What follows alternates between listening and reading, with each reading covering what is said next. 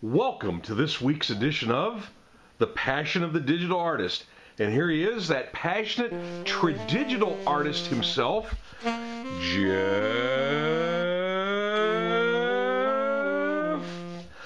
Mueller. Way to bring it out of the closet there.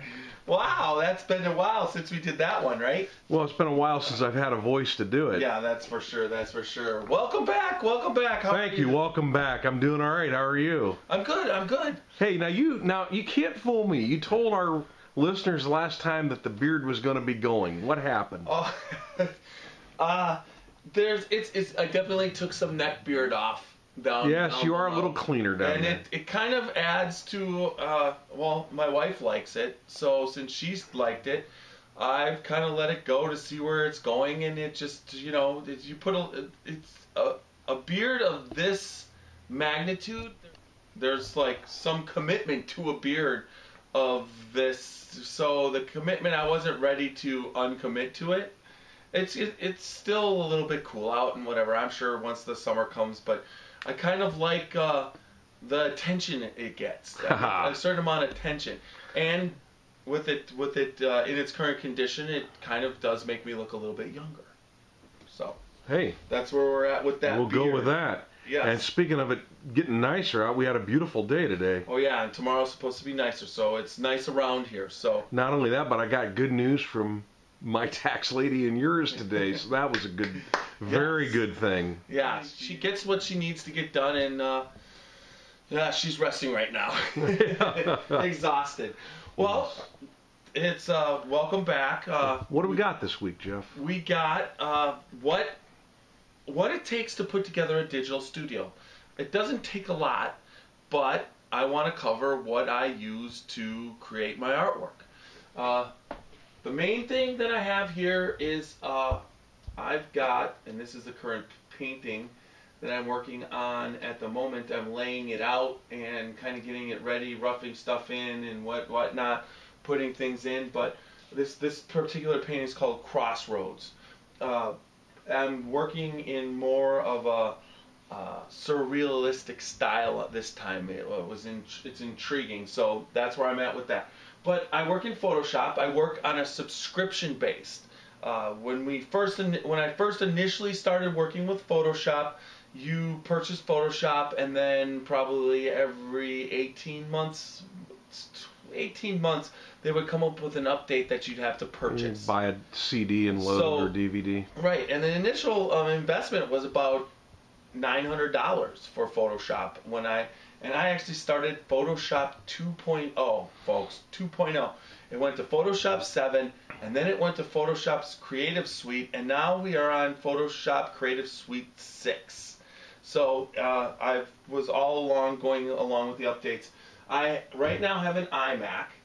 This Imac is not the newest, but one behind what the newest is right now. I also still use my G5 from 2003.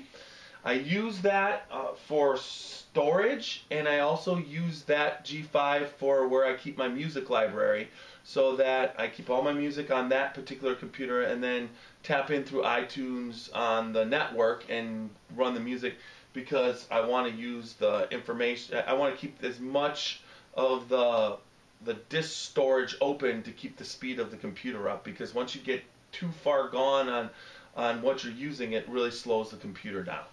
So I got the iMac with the Photoshop, and then the subscription is really cool. It's I believe right now $9.99 a month, and it basically keeps you up to date with any change, any update, all the updates just text straight support? on. It's automatically, text support, everything that you want. That's a deal Photoshop. then. Yeah. That's really good. So you're always updating, running the latest, greatest, and you can get help if you need it. Right. So it's been great. The camera that we're shooting the video blog on is a Kodak Play Sport, and that particular camera is waterproof. But I use that for reference. I also use it to grab reference for paintings, because I like that it'll give me the composition and color, but it doesn't put a lot of detail in. Then I also have my Canon Mark II 5D, This particular camera, I have a really nice lens on. I like to capture that if I'm out and about. I've used it for stock photography in the past, but I've also used it for capturing reference to some of the photorealism that when I really want to get a lot of detail there for myself, I'll use this. You take, like when I went to Zion, I have a whole series on Etsy right now of the photographs plus the painting that complemented that. So based off that, I love to use this this camera is a really nice camera. Then I've been playing around with this GoPro. We've talked about this. The GoPro is very important in the fact that what that GoPro does for you is allow me to do stop motion photography, and I've played around with that as far as showing what I'm doing and how I paint digitally, the technique. That's up on YouTube if you ever want to take a look at it. It's on in its raw form, and it's also up on YouTube in I believe 130 video blog. I also have an iPad which is connected up to my Imac. It's all connected, so I like to use this. This allows me, you can access if I'm out and about and I'm connected to Wi-Fi, I can come back here and check my desktop through this. There's a lot of different things you can do. I also run my GoPro through the iPad, so if you're out and about, I set up a mobile hotspot through my 6 Plus, which allows the iPad to have internet, which then allows me to access the viewing of what's going on with the GoPro. So there's a lot of different things you can do. Those are important to us. Plus, I've been experimenting with the painting programs lately. So the painting programs have been pretty cool on the iPad. So with that, now I also run this cordless tablet. You can see it's a Wacom. It's the mid-range tablet, and with the pen, I think it's called the Intuitus 4 tablet, the mid size, not the large size, not the small size, but the Intuitus 4.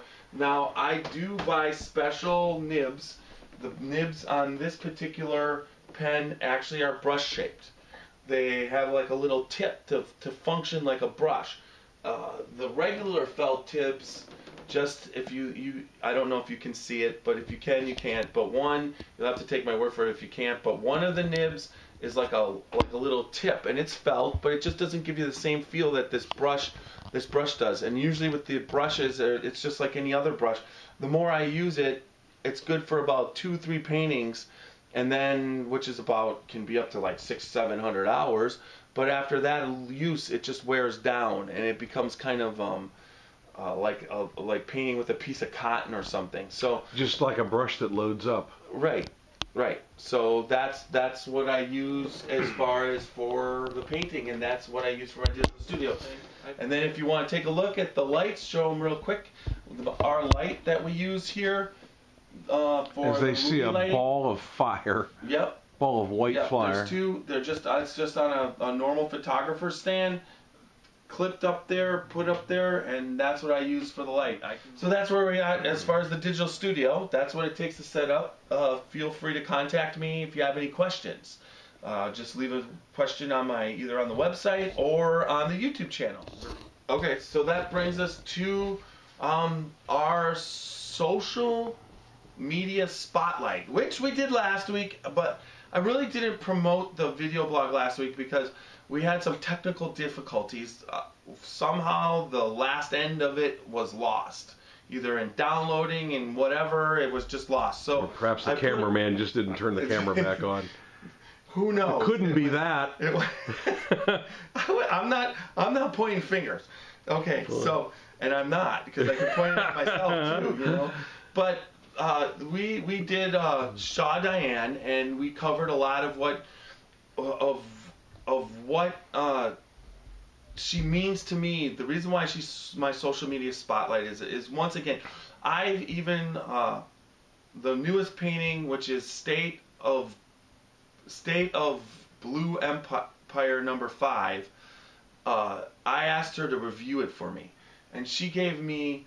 I sent it to her before I released it because I wanted and I asked her for an honest review, and her review was magnificent. It was really heartfelt, honest, and it just overall made me feel good. And I've known Diane since pretty much my first year on Twitter, and she's been a real good friend, and we've been back and forth, and she's a very unique, passionate person, and you could tell that from the internet, and she's sincere. You could just tell. She was her main thing is she loves George Bernard Shaw. He means the world to her. For those of you not familiar, playwright, I believe Irish born, English educated. Dublin, yes. And he was, I think, the only person to win both a Nobel Prize in Literature as well as an Academy Award. There you go. I mean, just and he died, I believe it was in 1950. Yes, it was at 84, and it was after her time, but she's always just loved him, and she had a chance to basically become the maintenance person at the George Bernard Shaw House Museum. It's his home, and it's been restored, and she was able to work 8 years there, and basically her love of everything about him, to find out what he really, the man of who he was in his everyday life, and then also the man he was to the public. She really has gone and done the research and most of and that type of thing. She's done interviews. She knew the friends. She met with the staff, that people who knew him, and really gave everything she had to the museum when she was working there as the maintenance person. Curator. And she lived there. I mean, yeah, it was a curator, maintenance person. She lived there, and then she was instrumental of setting up plays in the garden. They do a George Bernard Shaw play there, and so she really, as what the museum is like today, was very instrumental in getting it to that point. And right now she sets up, it's the it's the George Bernard Shaw Information and Research Service, which is used by pretty much everybody who would want to access him: writers, directors, actors, playwrights, teachers, students, whatnot. And through her research that she does, she can get them she gets them the information that they need, and that venue that she runs really is instrumental in keeping his memory and what his essence going. So that's what she does. Her and her husband Doug, she's retired. Besides running the research, I said it before, information and research service that she offers. Besides running that, she basically travels, and you can just tell that from I talk to her on a consistent basis through the internet, and it's funny because you can just tell people, when you get to know people over the internet, you really can understand the passionate ones. How it's like the passion just comes through. So in this day and age, social media, you would think, well, that's so it's not personal. It's an impersonal way of talking, but it's not, because when people truly are passionate, it comes through all different mediums. And people used to be pen pals. Well, now with social media, it's like taking the pen pal to everyday conversations. It's like you can be texting people that are where she lives, the Isle of Wight, I believe that's in the UK, and correct. She basically is in contact with whoever she wants to be in contact with, and it's just a very special friendship to me, and I wanted to thank her for all the help that she's done for Computer Art Man. Thank you, Shaw Diane. Thank you. So I think that time we did it. And that brings us to the end. That was a little long. I don't know. We're good. Okay. So, but until next week, you got anything to add? Nope. Have a good week, folks. All right.